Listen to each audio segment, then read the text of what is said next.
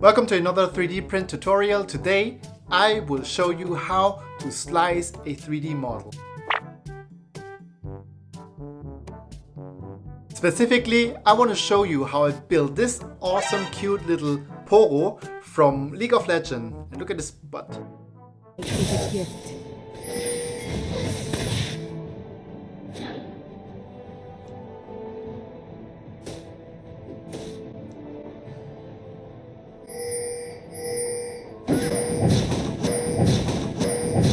And the 3D model is available on Thingiverse. The link is in the description below.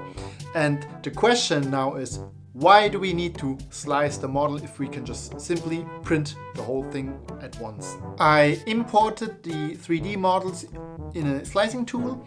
I'm using the Prusa slicer, and you can see the problem is that when you print it like this, you have a lot of empty space. And what you do with the empty space, you need to add support.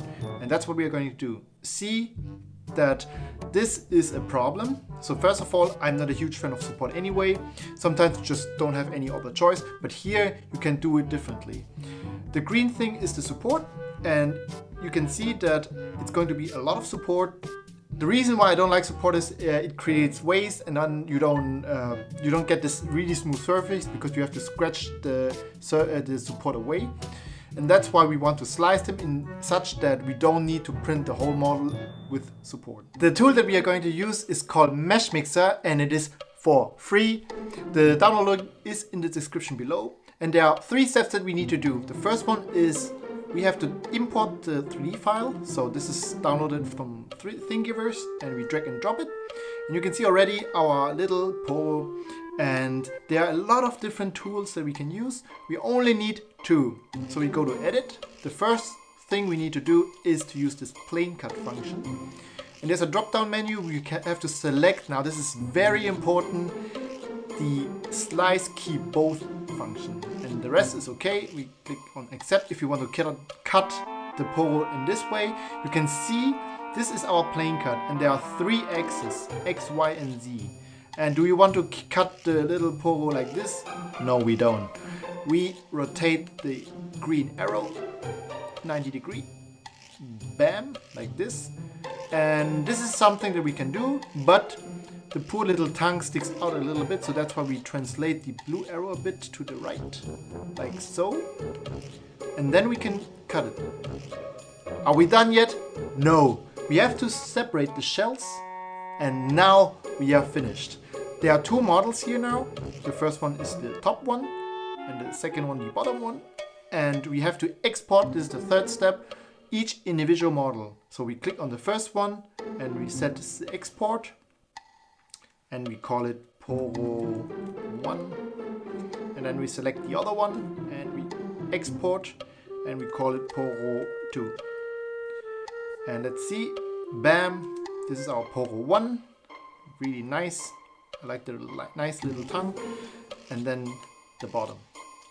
Now if you look closely to the Poro 1, you will figure out that the horns are kind of in the same bad position again. And the question now is, can we print it like this without any support? And I'm not sure, but since we already started with the separation, why don't we just continue? And we drag and drop the first Poro file again. And what did we learn? We go to edit, and oh, what is this?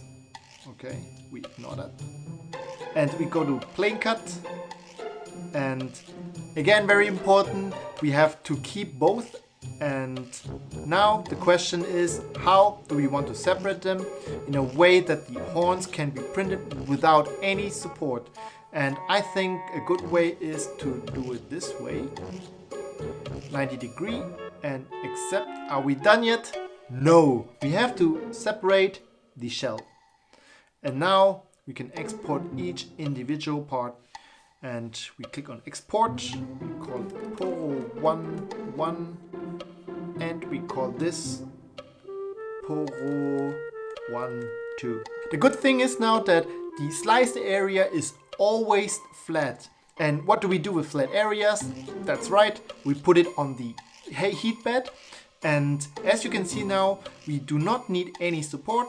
and especially at the area of the horn where I had doubt, and I think this should work without any other major problems. And let's print it. Now this approach has clearly one disadvantage. We slice them together, so we have to put them together again, right? And what we're gonna do is to first use a sandpaper to make the surface rough in a way that the plastic glue laid on sticks better together. And then we will use a hand grinding machine to remove the excessive plastic between the two parts. And you will see probably a little line, a gap in between, and we use wood filler to fill the gaps, and then we use the hand grinding machine again to make this additional wood filler that we added smooth. And once this is done, I use additional wood filler again on some other parts. Of course, don't forget to wet sandpaper the overall object. I think you can never go wrong with sandpapering, just as much as you want. And then later on we will spray paint it with a layer of foundation. In this case this is gray. And afterward, once it's dry, I spray paint it with white and let it dry. And then I started with the painting.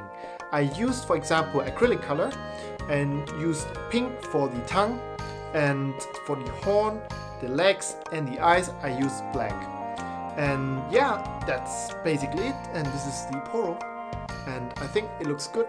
And I don't think that you can see it very clear, the line. I mean, you can still improve a lot, but I was a bit lazy. And I think this is still done because especially this area, it was not printed with any support, and also the horn was done without support, and I think this is looks good.